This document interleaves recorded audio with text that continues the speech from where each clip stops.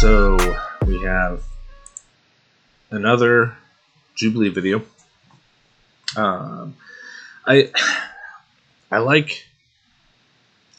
won't say I like their content because there's a lot of their content I don't like, but I will say typically when they do a good job of bringing on people that actually represent the view that they're trying to portray.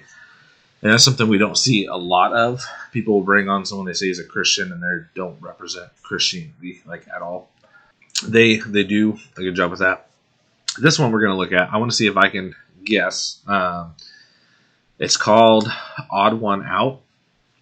And obviously, if I'm going to try to guess, I haven't watched this. But they have, typically with these, they'll have like a group of people and let's say 10 people, and all of them are the same except there's one that is not that way, the mole or whatever. And they're trying to blend in. I think so like this one, there's 5 pastors and then 2 atheists, and they have to try to figure out who's the atheist and who's the pastor. So if the pastors get it right, if they vote out the moles or the atheists, then the pastors get this money to share, I think. And if the atheists fool the pastors, then they get the money to share or whatever. But I've seen some of these before, different topics, and I saw this one pop up. I think it's an older video. I just hadn't seen it before, but it looked interesting. So we're going to be looking at that. I think it'll be entertaining and hopefully be able to get some good conversation. I think we can get some learning opportunities from this as well. So jump straight in. I'm a pastor. I'm a pastor. I'm a pastor. I'm a pastor. I'm a pastor. I'm a pastor. I'm a pastor.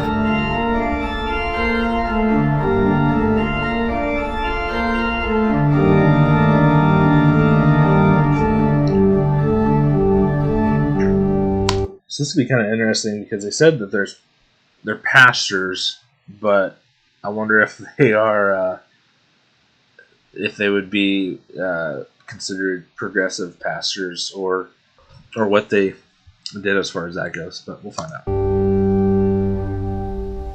So what about an introduction to start things off? My name is Jay. I'm an Episcopal priest. I'm Don, pastor, non-denominational. Dominic, Lutheran pastor. Paul, youth pastor, SPC. Paul wore a whole suit, and I was like, oh, maybe he's overcompensating. Like, I don't know what a pastor would wear on a Saturday. Maybe it's this suit. So I'm Zach, former Calvary Chapel pastor, and now like fully Calvary guy. Whoa! Yes. I like Calvary Chapel. I'm a big fan of Calvary Chapel. Yeah, hence the tattoos and stuff. I think my strategy is going to be this idea of like really trying to just hear the heart behind like why people are pastoring. Daniel, also youth pastor, non-denominational. I'm Anna, largely non-denominational, kind of all over the place over the years. I mean, I have a question like education. So Sure. Seminary, maybe degrees, I don't know. Seminary, theological studies. Okay. Yeah. Where at? King's College as well as Oxford University. Okay. Was that like an MA or was it an MDiv? wow. You're drilling me in, aren't you? Absolutely drilling you in. No, your turn. Oh, my turn. Your turn. Yeah, man. Give it to him. So I'm in an MA program at Western Seminary currently. I went to Calvary Chapel Bible College. Come on, dude. Yeah. And then did the Veritas program, so a degree in theology with a focus in biblical studies. Oh, sweet. Yeah. Actually, not really a formal institution, but I grew up in such a rural area. There was just nothing for so far. So almost more like an apprenticeship kind of context. Yeah. Tiny town with tinier towns around it, so we all would kind of come to the same Lutheran church primarily when I was studying. What kind of Lutheran church? Again, such a small area that just Lutheran. There's so few people to Generic get. brand. Yes, generic. Run-of-the-mill Lutherans. I like that. Immediately, I thought, well, if she's a Lutheran pastor, she would definitely say which denomination she would be. Yeah, I was thinking that too. I'm a little South Savannah. We'll see. What town did you grow up in? Upper Michigan, actually. Very small area. What town? Near Marquette. It's kind of one of the big cities around there, but Gotcha. it's the one that someone would know. She still didn't say what town. Anna spoke in very general terms. I don't even think she knew the city that she came from, but she knew the city that was next to the city she came from. And at that point, I was done. You mentioned that you didn't grow up in the church. More of that going around? Sure. Okay, totally. So I've been there all my life, was baptized at 7 years old. I don't think I really became a believer until I was 30, to be perfectly honest. I did it because I was brought up, and this is what you're supposed to do. You do what they do, and what they say, and you believe, blah, blah, blah, blah. So, yeah, and then I got kicked out.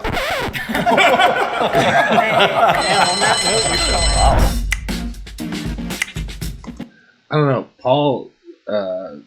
Paul's got that. It's gonna sound weird, but he's got that youth pastor stance. He looks like a youth pastor to me.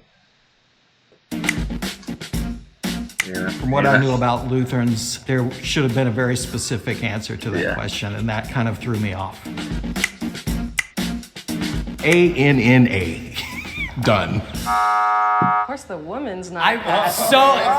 That's Check your bias. Bye. Being the only woman in the group today was a little tricky. Obviously, not being able to always edge my way into the conversation, was not able to present it in the way that I would have liked and that I thought would have been more effective. I walked in and I was so happy that there was a female pastor because they're the only types of people that are as rare as gay pastors like myself. It's very much still new where we're seeing Progressive. We'll see if he's actually a pastor. queer pastors and queer worship leaders and queer Christians. Tell me, you got kicked out for why? I got kicked out. Well, I got kicked out because I was in the church, and as I grew older in the church, I began to ask questions that to me were very obvious. What was one of those questions? Is baptism essential for salvation?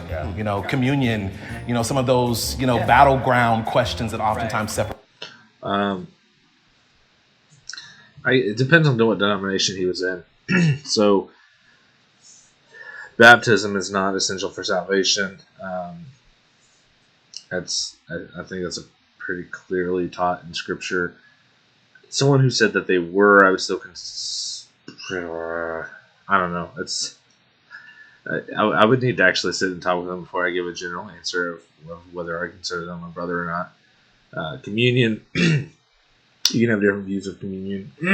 I don't think any specific view of communion would make you outside of orthodoxy. But there are some that are strange and just, I don't think, really fit biblically. Transubstantiationism, or I don't know what the actual word is, and it's late. But it's the Catholic view, basically. I think that is a stretch to get to, and they believe that the bread and the wine or juice, whatever, actually literally turns into the body and blood of Christ once you partake of it. I actually want to do kind of an in-depth video on communion. My view is that we don't know exactly how it happens, but there's somehow we are able to actually have fellowship with Jesus while we were doing communion. It's not clear exactly how, but there's definitely something there. It's more than just a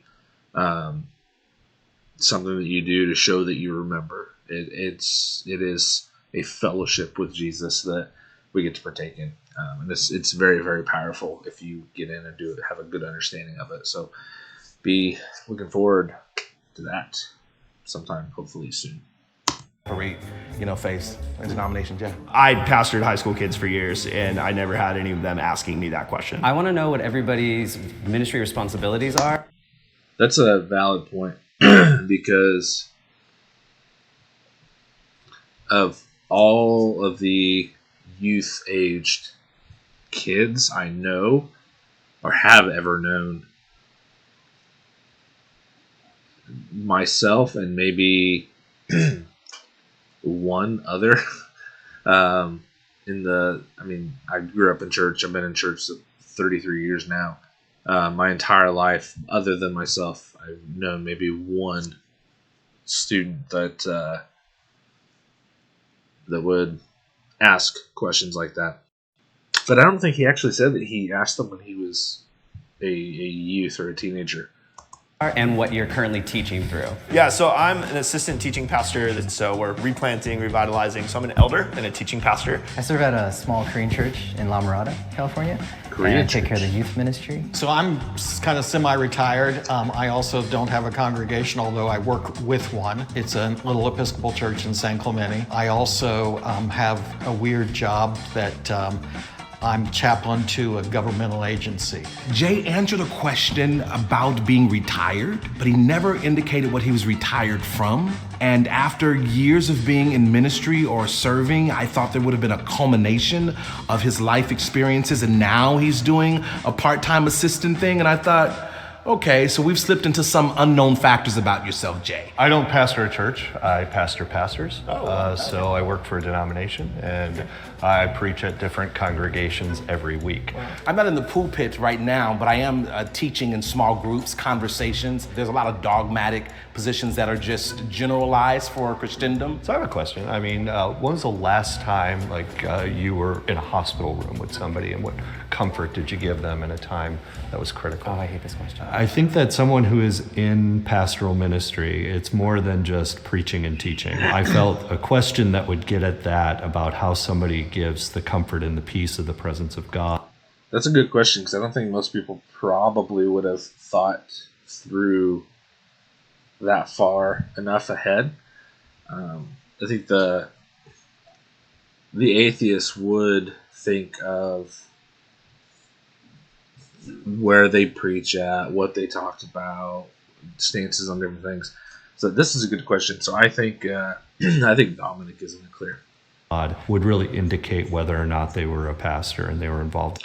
Dominic also has that like regional guy look about him. So it sounds weird, but after you've been in church as long as I have, like you'll see like different positions seem to have different looks that just it fits. Like someone has a youth pastor look or a presbyter look. It's a fancy church word for someone that oversees different a region of churches. Senior pastor look, stuff like that. Dominic's got a back in my AG days, they'd call it a presbyter look. In that type of ministry. The last time I was in the hospital was not too long ago. It was I'd actually become almost a medical proxy for a family friend's mother.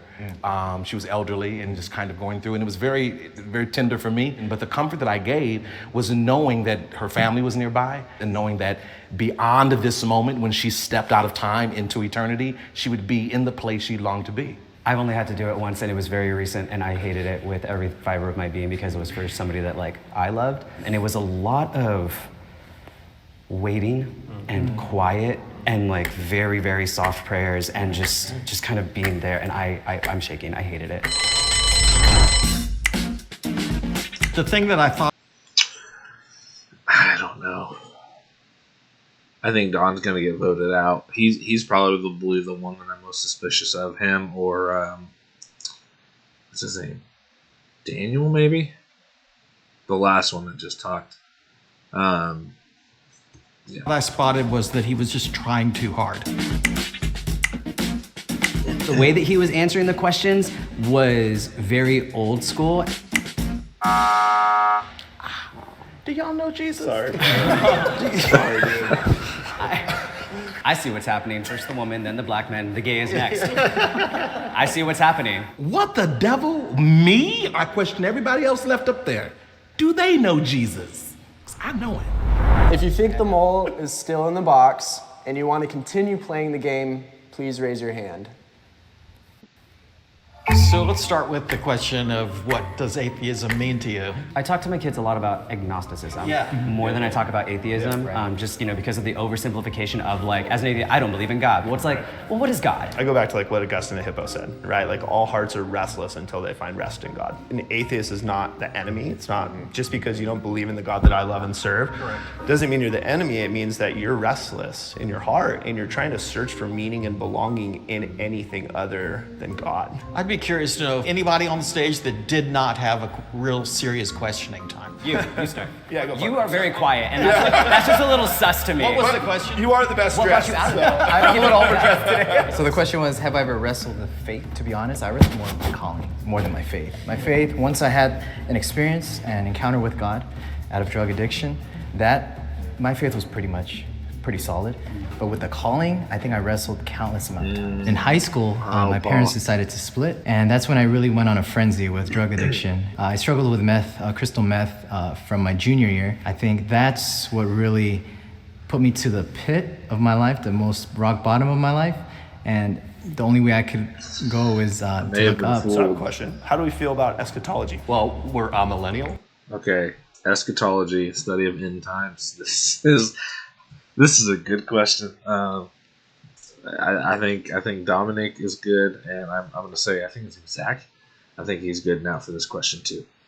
So I'm kind of leaning like Paul, maybe no, but You're on millennial. Okay. Yeah, Very cool. so Okay. yeah, we are in the end times. Yeah, we were the second totally. Jesus said it was Yeah, finished. I have a lot more openness to the on-mill position than I did. Growing up Calvary Chapel was like hyper dispensational. this is really, I'm like Hyper dispensational pre-mill, you know? for me because of the Because of your background. Right. Yeah, And so on-mill, that's okay, it's cool.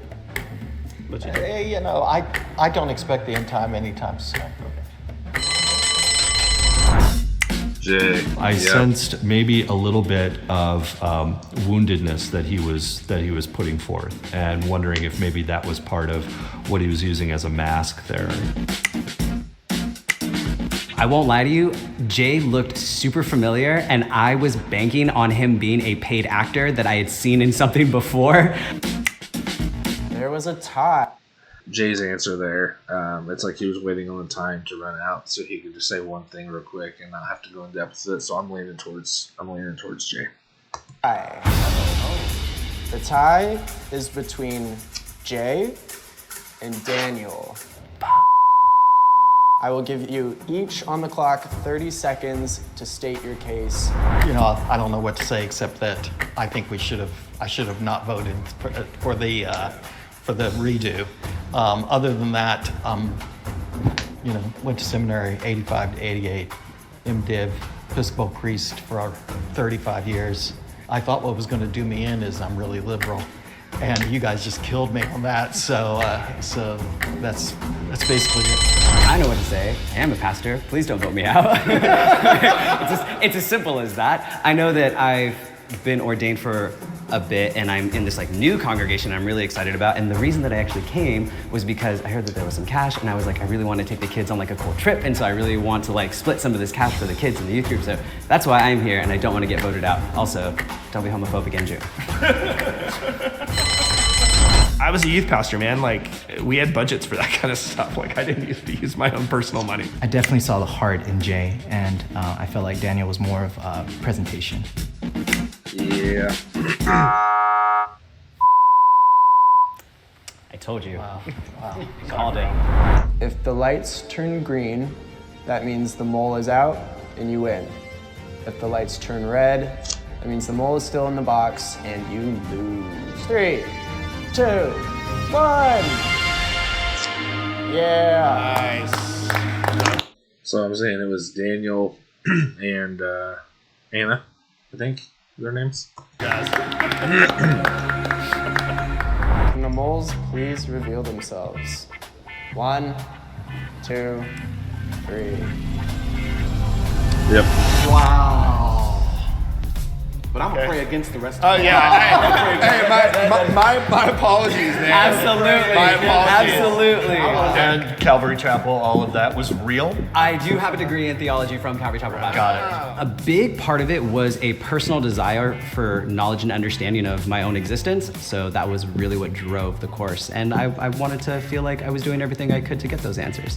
So I have actually worked in the church for about 8 years total as a pianist and organist on and off. So I had a lot to draw from. Here's what got me. As a Lutheran, I know what there it are is. no general Lutherans. Yes. That got me. Well, no, that really is the thing. Though, is I'm from such a loosely populated area that really is the case. Is there's so little that even brings people together. There's a lot of churches that are people who are strongly Catholic, strongly Lutheran, that will all be in the same place because like a whole town will be like a gas station, a corner store, and 10 houses. So we are very much in a turning point in the community when it comes to queer individuals in Christianity. Even though I do not subscribe to Christianity, it's great to see at least a portion of this community that has such a large history of having a negative agenda towards us as a community, opening up their eyes, admitting their wrongs, apologizing and seeking reconciliation. And I think that it can only, I talked about that in the last video. I actually just recorded right before this.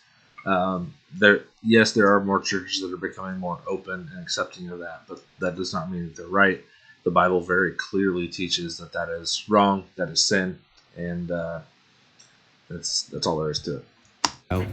Get better so long as they continue to move on that track. Pastors actually think a little bit more deeply about people and their condition of their soul, and I really hope that those who view this would actually seek out that type of spiritual direction as well. So, that was pretty simple. I was right.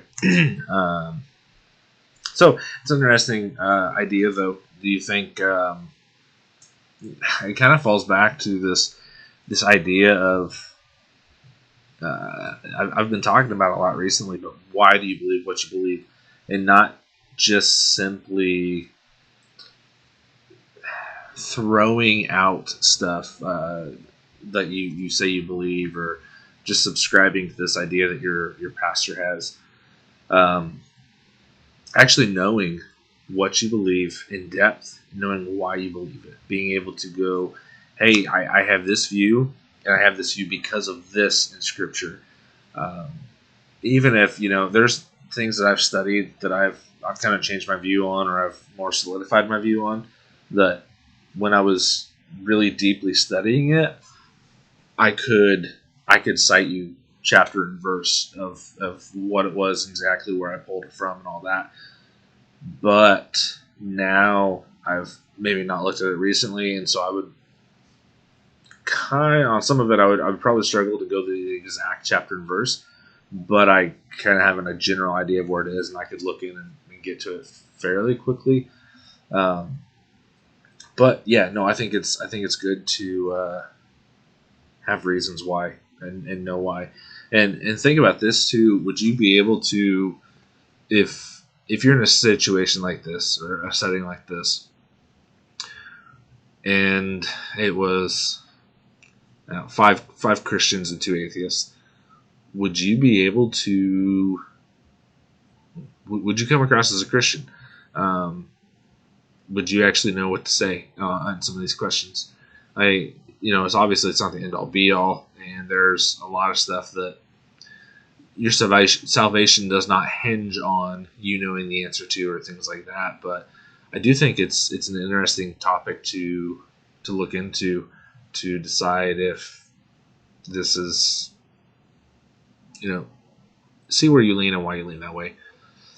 I think this idea, the hypothetical, being able to sort yourself out and place yourself against someone who's trying to be an imposter Christian, if you will, is an interesting one. And I think it can kind of help us to reevaluate where we stand on different things, and really get more well-grounded in our beliefs and our faith. So, yeah, it was good. It was interesting. And I would enjoy if they continue to put out some stuff like this, and I think they will. Hey everybody, appreciate you taking time out of your schedule to watch or listen. Don't forget to like and subscribe and turn the bell notifications on so you always see when we come out with new content, because we come out with new content every single week, 2 videos a week and shorts throughout the week, as well as different random stuff we'll put on social media. We also have, with Basically Biblical, a new company we are starting, On Fire Productions. You can check them out on Instagram. A lot of really awesome content that's going to be coming out with them.